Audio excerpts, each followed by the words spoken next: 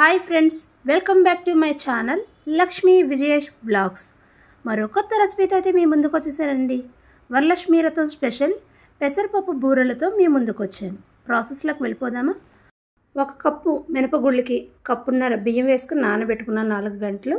దాన్ని ఇలా మెత్తగా గ్రైండ్ చేసుకున్నాను. తర్వాత పెసరపప్పు ఒక 1 అవర్ ముందు అలా నానబెట్టుకుని మిక్సీ జార్లో వేసుకుని మెత్తగా గ్రైండ్ చేసుకుందాం. ఇప్పుడు ఇడ్లీ పాత్ర రేకులు తీసుకుని ఆయిల్ అప్లై చేసుకుని ఇడ్లీ ఎలా వేస్తామో అలా వేసుకుని మనం ఇడ్లీలాగా ఉడికించుకోవాలి. నాకైతే 4 అవి ఇడ్లీ పాత్రలో పెట్టేస్తున్నాను. ఒక 10 మినిట్స్లో మనకి కుక్ అయిపోతాయి. ఇడ్లీ పాత్రలో కింద కొంచెం వాటర్ వేసుకుని మనం ఇడ్లీ ఎలా అయితే ఉడికించుకుంటాం అలాగా మనకి ఈ పెసరపప్పుదైతే ఇడ్లీలాగా ఉడికిపోయి చూడండి ఎలా వచ్చాయో.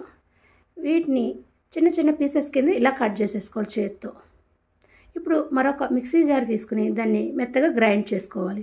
ఇప్పుడు ఒక 2-3 స్పూన్స్ కొబ్బరి వేసుకుని ఫ్రై చేసుకుని 1 కప్పున్నర బెల్లం అయితే తీసుకుందాం.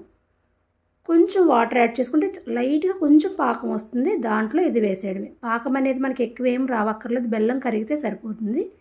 మనం ఏదైతే మిక్సీ పట్టుకున్నామో పెసరపప్పు అది వేసేసుకుని 2-3 స్పూన్స్ గీ వేసుకుని ఇలా కలిపేసుకుందాం చల్లారిన తర్వాత.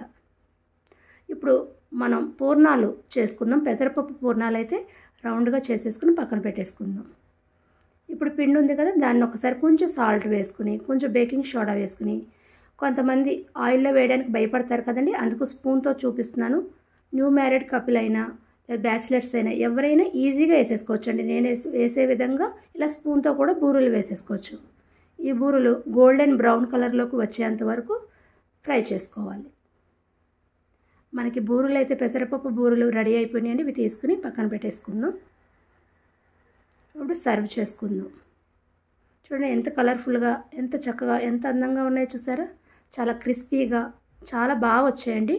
మీరు కూడా నేను చేసిన విధంగా చేసి చూడండి. మీకు ఎలా వచ్చినాయో నా కామెంట్ సెక్షన్లో కామెంట్ చేయండి. ఒకటైతే తీసి చూద్దాం. లోపల చాలా క్రిస్పీగా గుల్లగా చాలా బాగా వచ్చాయండి.